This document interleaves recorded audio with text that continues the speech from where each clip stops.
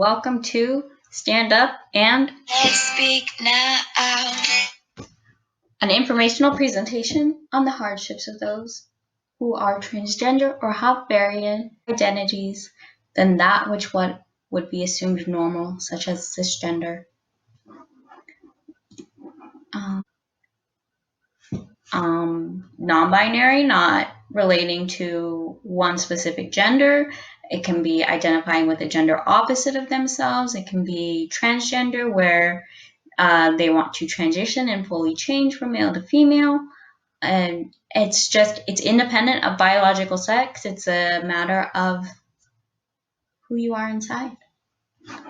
This presentation specifically was really hard for me to get through because all of the research and information that I was finding and these surveys that I was reading, there's one, a main one that I'm sourcing is a transgender survey in the US that included gender non-binary and like genderqueer individuals. And the statistics are horrible, honestly. Like the amount of discrimination and the amount of inequality that is faced every day by individuals who are genderqueer is just, it's unacceptable. Like, risking your life to be able to express your true self is not something that anyone should have to do, especially not in a country that is supposed to have been built on diversity. America is supposed to be the melting pot. We're supposed to be diverse. Well, America, come on, get with it, because gender is diverse too. So add some diversity in that aspect. And it's a risk, and it shouldn't be, to be able to express who you actually are when it's nothing harmful, like going against gender norms. Like, why the fuck are there even gender norms to start with? Like, here's a pretty good outline of the main points. So 46% of the individuals who responded to the transgender survey were verbally harassed, and this is just in the year before completing the survey. 9% were physically attacked, 10% were sexually assaulted in the past year, and 47% were sexually assaulted at some point in their lifetime. Almost 1/3 are living in poverty. There's a 15% unemployment rate. 1/3 of the respondents had experienced homelessness at some point. 39 reported serious psychological distress. 40% had attempted suicide in their lifetime. That's almost half of the people who have differing gender identities have attempted suicide. That's not okay. 1/3 of them had negative experiences with healthcare providers because of being transgender. High levels of violence. 10% had immediate family members violent toward them because of their gender identity. 8% were kicked out of their house. And 30% who had a job reported being fired, not getting a promotion, being mistreated, even verbally or sexually assaulted in the workplace. And you'll wonder why the homelessness rate and unemployment rate is so high among gender diversity identifying individuals, genderqueer individuals. Well, maybe we should treat them better and give them a safe work environment, and then they can work in a safe school environment so they can learn. Come on.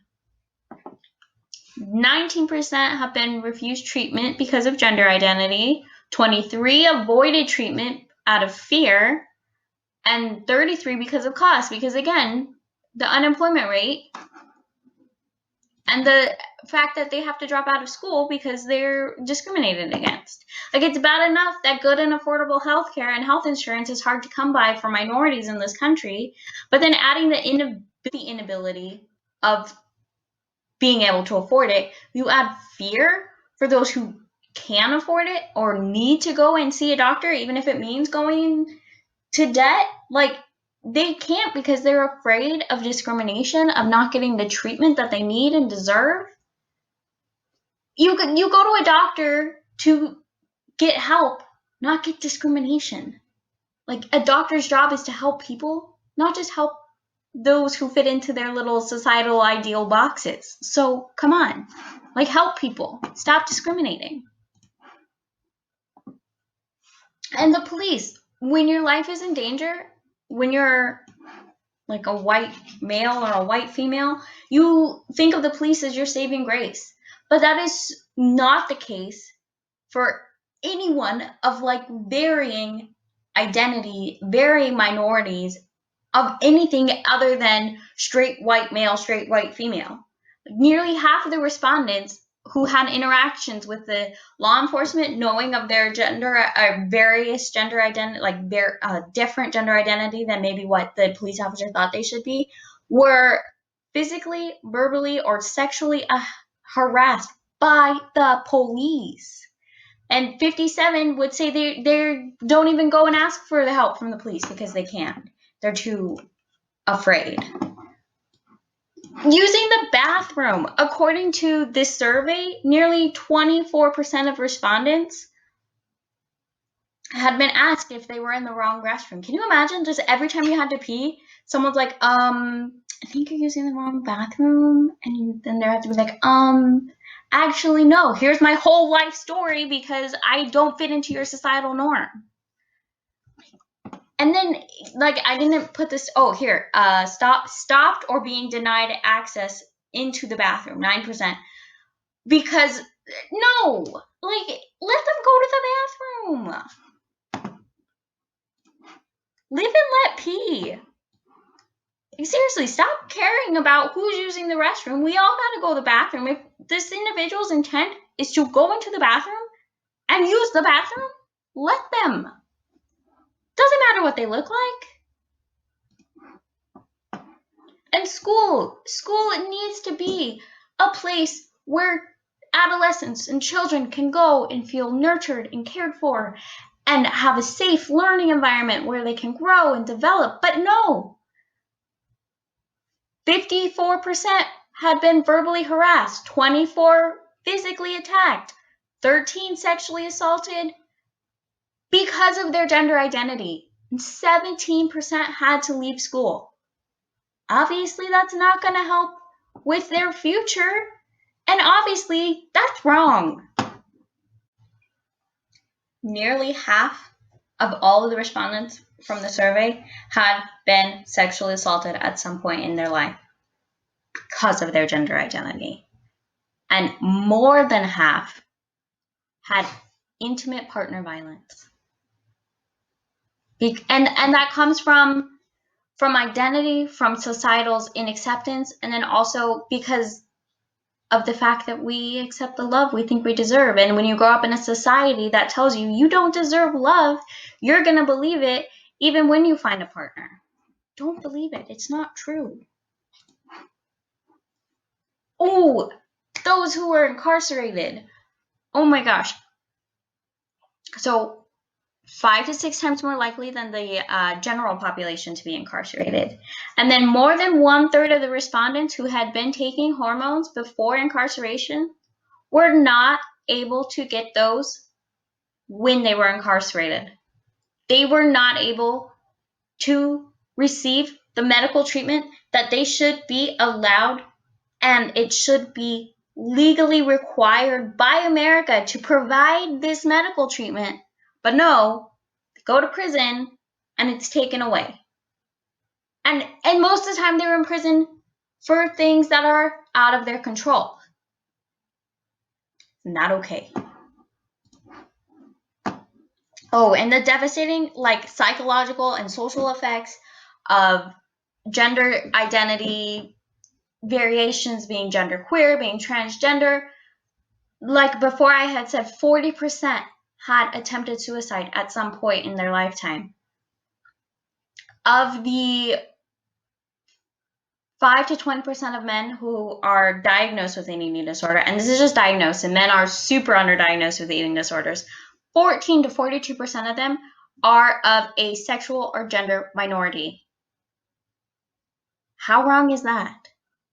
Like, we need to teach people to love each other and to love themselves. Things like treating younger gender minorities, which refer to people whose gender identity is different than the sex they were assigned at birth.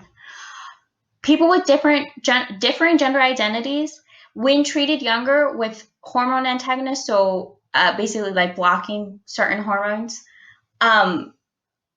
ended up having an increase in body satisfaction and decrease in eating disorders and depression. We just need to provide the services that they deserve and stop people from hurting themselves and people from hurting them.